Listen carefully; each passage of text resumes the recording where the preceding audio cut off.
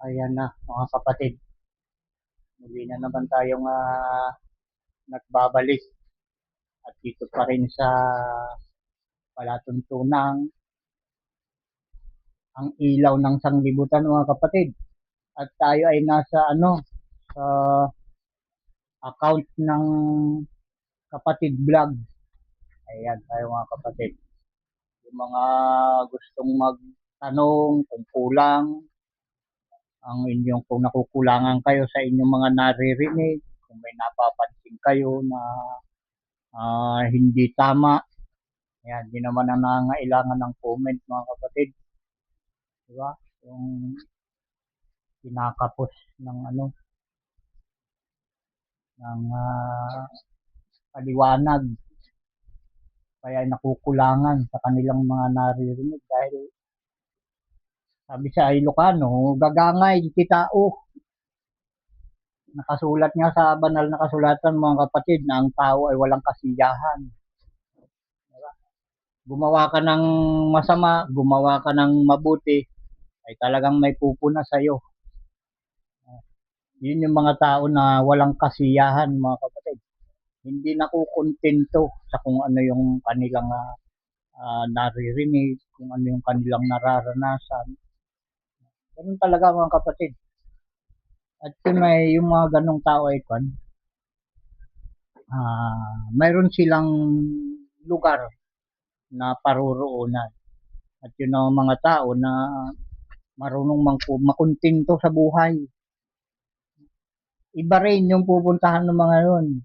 Iba yung kalalagyan ng tao na hindi nakukontento at iba rin ang kalalagyan ng mga tao na marunong makontento. Tayo. Mainit pero lumalapit yung ubo.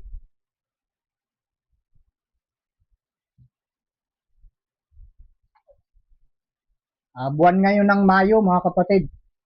At pitsados na tayo. Ito yung tinatawag nating unang Sabado, unang Sabat. Sa mga hindi pa nakakaalam mga kapatid. Ito yung ating pinangingilin. Sa lahat ng Sabado, ito yung ating pinangingilin. Yung unang Sabado sa bawat buwan. Dahil sa bawat buwan na dumarating mga kapatid, ay mayroong nangungunang Sabado. At ito yun mga kapatid. Kaya nandito tayo. At dito maraming maraming laman. Itong Sabado na to para yung lubusang maunawaan. Maraming paliwanag dito mga kapatid. At hindi natin ito basta-basta maipaparating sa inyo sa loob lamang ng isang oras o isang araw. Yung mga laman nito, itong unang buwan at ang Sabat. Ito yung tawag ng kapulungan mga kapatid. At mayroon tayong mensahe ngayon. Dadalawa lang ito mga kapatid. 1-2 lang. At bago yan, kagaya ng dati mga kapatid, saan man kayo naroroon, ano man ang inyong kulay, ano man ang katayuan nyo sa buhay, basta kayo ay nakikinig na nananatili sa programang ito mga kapatid, ang biyaya, awa at kapayapaan ng ating Ama sa pamamagitan ng Espiritu ng kanyang panganay na anak na si Isa na ating Panginoon ng mga Panginoon at ating Hari ng mga Hari ay sumainyo nawang lahat. Siya nawa at siya nawa. Ito mga kapatid ipatungkol sa mga pangako ng ating Ama sa kanyang lingkod at yung ano ang mga ginagawa ng kanyang lingkod na binigyan niya ng pangako mga kapatid. Yung ginagawa ng mga alipin at lingkod ng ating Panginoon mga kapatid na si Isa at yun ang una nating sumbukin. yung ating mababasa sa Aklat ng Mga Awit 113:1. Yan. Papalam natin sa buong sanglibutan kung ano yung ginagawa at gawain ng mga lingkod at alipin ng ating Panginoon. Panginoong si Isa o Ama. Ang ating Ama sa langit at ating Panginoong si Isa. Ang pangalan ni ating Panginoong si Isa noon ay Jesus, mga kapatid. Dito sa huling araw nga, ang kanyang may bagong pangalan. Sana alam nyo na ito, mga kapatid, dahil palagi natin binabanggit dito sa programang ito, ang ating Panginoon na Jesus ang pangalan noon, mayroon siyang bagong pangalan ngayon dito sa huling araw, mga kapatid. Ito, awit. Anong banggit ko kanina? Awit 13 13:1. Ay 113. Pasensya niya, mga kapatid. 113 tapos 1. Kapitulo 113 versikulo 1. Tingnan niyo, mga kapatid. Ito yung ginagawa at pinapagawa ng mga alipin ng ating Panginoon sa kanyang mga lingkod. Ito, 113:1. Ito ang ating babasahin, mga kapatid. Purihin ninyo ang Panginoon. Purihin ninyo o ninyong mga lingkod ng Panginoon. Purihin ang pangalan ng Panginoon. Kita niyo, mga kapatid. Tinuturo na dapat gawin ng mga lingkod ng Panginoon ay purihin ang pangalan ng ating Panginoon. Dahil siya may bagong pangalan, mga kapatid, ibig sabihin, yung pangalan niya noon na ating kinamulatan, kinagisnan, ay hindi na niya pangalan ngayon dahil siya may bagong pangalan nga na nakalagay, nakasulat sa Apokalipsis 3:12. 3:12 ng Apokalipsis, mga kapatid. May bago siyang pangalan. Ibig sabihin, pag may bago, mas importante yung bago kaysa sa luma. Kaya nga may bago eh. Dahil yung luma ay talagang hindi na pwede. May may depekto na yung luma. Kaya ka nga bumili ng bago. Dahil hindi mo na maaasahan yung luma, mga kapatid. Diba? Ikaw, kapatid, pag bumili ka ng bago mong damit, isusuot mo pa ba yung luma? Diba? Isipan natin mabuti. Pag bumili ka ng bago mong sasakyan, gagamitin mo pa ba yung luma? Ay kung gagamitin mo rin lang yung luma, ay ba't ka pa bumili ng bago? Diba, ang kapatid? Kaya malinaw, pag kumuha ka ng bago, pag dumating na yung bago sa harapan mo, yung luma, hindi mo na kakailanganin, mga kapatid. Ganun ang pangalan ng ating Panginoon, mga kapatid, may bago. Para hindi tayo malayo, binabanggit ko sa inyo kung saan matatagpuan sa Biblia ang salita ng ating Panginoon ay mayroong bagong pangalan. Inuulit ko, Apokalipsis 3:12, mga kapatid. Nandun. Gusto niyo pang malaman yung kanyang pangalan na bago? Zacarias 14:9. At ang patotoo nasa Roma 5:17. Nakadugtong na yan, mga kapatid. Kung kayo may listahan, ilista nyo na yan. Total tayo naman naka-record tayo. Pwede nyo ikuan yan. I-post. Ulitin. Reverse forward. Ganun. Yan, hindi na problema. Ito na. Nabanggit na natin. Purihin ninyo ang Panginoon. Purihin ninyo o ninyong mga lingkod ng Panginoon. Purihin ninyo ang pangalan ng Panginoon. Yun. Yun yung ginagawa pala. At nandun pa sa 1351. Aklat pa rin mga awit, mga kapatid. 135. 135. 1. Ayun. Ito pa. Aklat pa rin ng mga awit, mga kapatid. 135. Ang kapitulo at ang versikulo ay 1 pa rin, mga kapatid. Basahin na natin kung atin ang nakuha. Kung atin na natagpuan sa Biblia, mga kapatid, basahin na natin. Purihin ninyo ang Panginoon. Purihin ninyo ang pangalan ng Panginoon. Purihin ninyo ang pangalan ng Panginoon. Purihin ninyo o ninyong mga lingkod ng Panginoon. Yan mga kapatid. Ang inuutusan lang na pumuri sa pangalan ng Panginoon ay yung kanyang mga lingkod.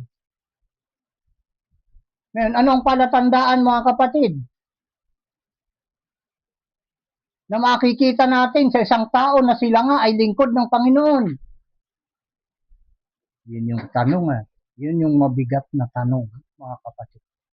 Ano ang palatandaan ng isang tao na siya nga ay lingkod ng Panginoon? Dahil nakasulat, mga kapatid, hindi ang lahat ng tumatawag sa akin Panginoon ng Panginoon o Panginoon ay makapapasok sa kaharian ng langit. Yun lang kanyang mga lingkod, mga kapatid. At ito yung palatandaan, mga kapatid, at makikita ninyo sa mga lingkod. Ibig sabihin kasi ng lingkod, mga kapatid, yan ay alipin. Tama ba? May pinagkaiba ba, mga kapatid, yung lingkod at alipin? May pinagkaiba ba o wala? Lingkod at alipin, may pinagkaiba ba o wala? Wala. Kumpara sa akin, walang pinagkaiba yung lingkod at alipin. Dahil yung lingkod, naglilingkod, inuutusan yun eh. Yung alipin, inuutusan din. Kaya yung lingkod at alipin niya na iisa. Mga kapatid, iisa ang kanilang tungkulin. Iisa ang kanilang gawain. Lingkod at alipin, mga kapatid. Ito yung palatandaan na makikita natin sa lingkod ng ating Panginoon na pumupuri sa kanyang pangalan. Punta tayo sa Apokalipsis 22:3-4. Ito, mga kapatid, ito yung tips sa inyo para malaman ninyo kung sino-sino ang mga lingkod ng Panginoon. Yan ay may palatandaan, mga kapatid.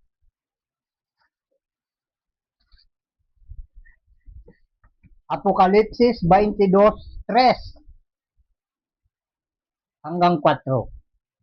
Kuha nyo na? Tandaan nyo mabuti. Makinig kayong mabuti. Basahin na natin. Apokalipsis 22:3-4. At hindi na magkakaroon pa ng sumpa, at ang luklukan ng Diyos at ng Kordero ay naroroon, at siya'y paglilingkuran ng kanyang mga alipin. At makikita nila ang kanyang mukha, at ang kanyang pangalan ay sa kanilang mga noo. Alam niyo na, mga kapatid, kung anong palatandaan ng mga lingkod at alipin ng ating Panginoon. Ano yung nakalagay sa kanilang noo? Yung pangalan ng ating Panginoon. Binanggit ko kanina sa inyo. Zacarias 14:9. Isa ang pangalan ng ating Panginoon. Bakit Ama? Isa o Ama? Ang isa o Ama ay iisa. Kagaya nakasulat dun sa Juan 10:30. Sabi ng ating Panginoon, ako at ang Ama ay iisa. Kaya ito, mga kapatid, isa o Ama, yan na iisa. Ano naunawaan niyo, mga kapatid? Pinakita ko na sa inyo kung anong palatandaan at ano ang ginagawa ng mga lingkod na may tanda ng ating Panginoon.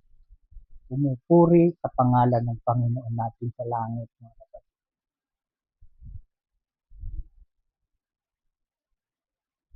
Malinaw ba, mga kapatid? Sa mga nalalabuan pa, mag-message lang kayo. Magtanong pa kayo kung ano yung gusto pa ninyo na paliwanag para makumpleto sa inyong pangunawa yung kabuuan para sa inyo, mga kapatid. Dahil yung kabuuan, binigay ko na sa inyo. Maliban na lang kung iyon ay kulang pa rin sa inyong pangunawa. Kung kulang, mag-message kayo. At kung inaakala nyo na madadagdagan yung kakulangan na yun, mag-message kayo sa inyong maliit na lingkod, mga kapatid, na nagsasalita sa inyong harapan.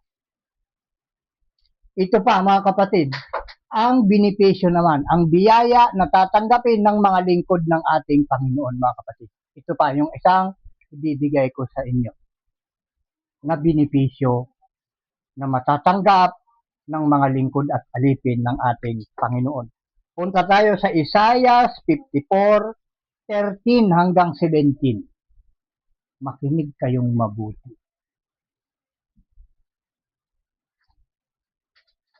Isaiah 54:13 hanggang 17.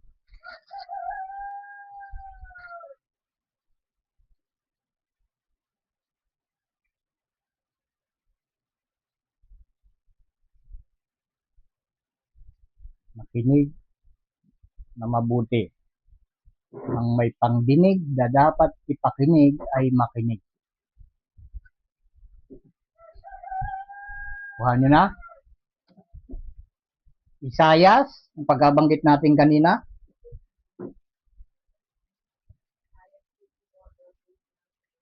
Ayun. Inuulit ko, mga kapatid, ito yung benepisyo o pamana ng ating Panginoong si Isaw Ama sa langit sa lahat niyang mga lingkod at alipin, mga kapatid. Basahin na natin Isaiah 54:13 hanggang 17. At lahat mong anak ay tuturuan ng Panginoon at magiging malaki ang kapayapaan ng iyong mga anak. Sa katuwiran ay matatatag ka. Ikaw ay malalayo sa kapighatian sapagkat yaoy hindi mo katatakutan. At sa kakilabutan sapagkat hindi lalapit sa iyo. Narito, sila'y magkakapisan, ngunit hindi sa pamamagitan ko. Sila, mga kapatid, hindi yung lingkod na. Sila, ika.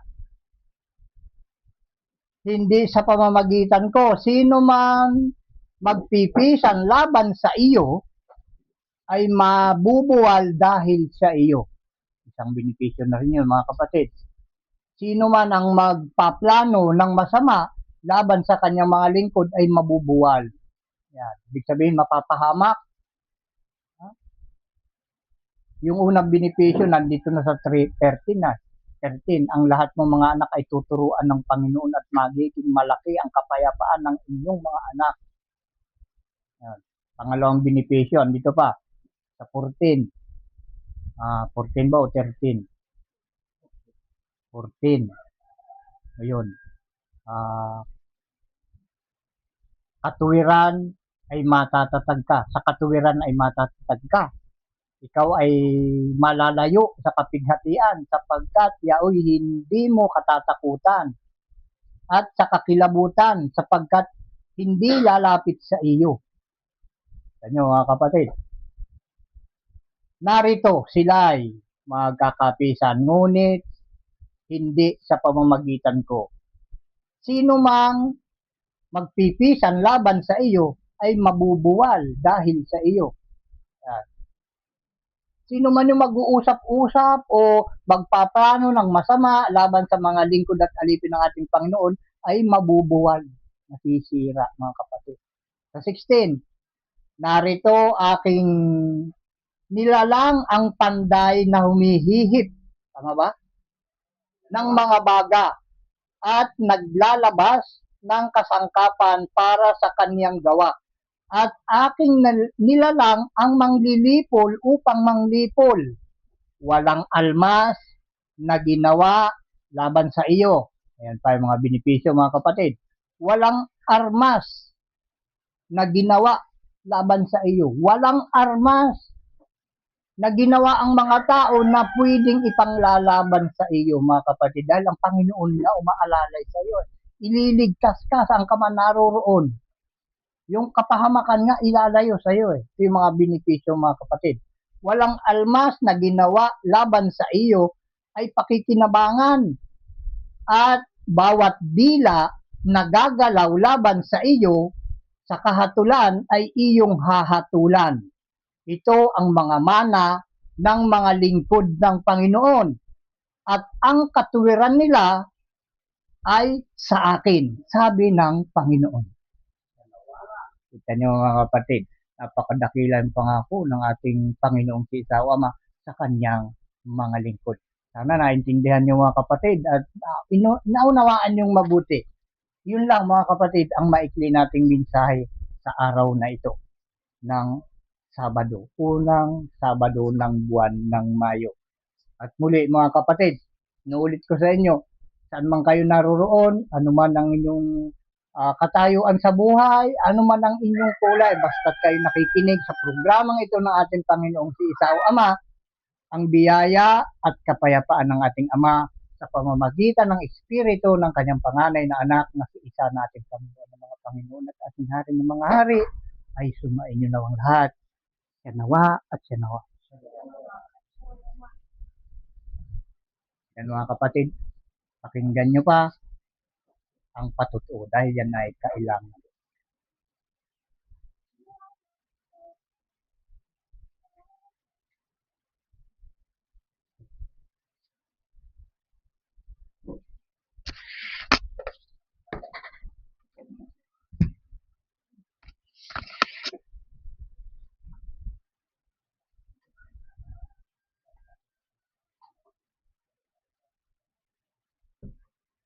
Walang halaga sa pagkakamit ang pagtotoo na dalawa o ay mamamatay na walang awa.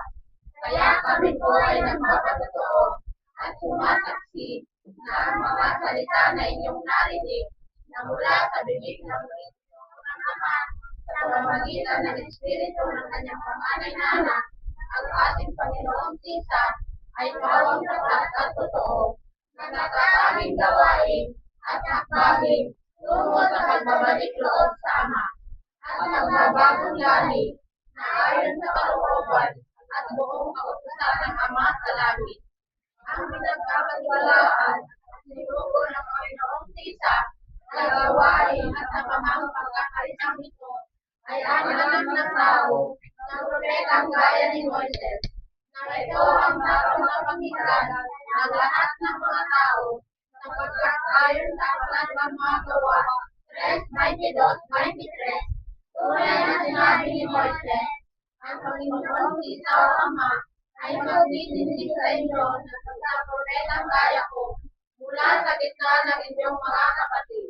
Siya ang inyong pakinggan sa lahat ng mga bagay na sa inyong sasalitain niya at mangyayari na ang bawat kaluluwa na hindi makinig sa propetang yaon ay pupusayin doon sa gitna ng bayan. Siya nawa. Yan, magbati na tayo ng pagbati mula sa Ama ng katiwasayan at kasayaman.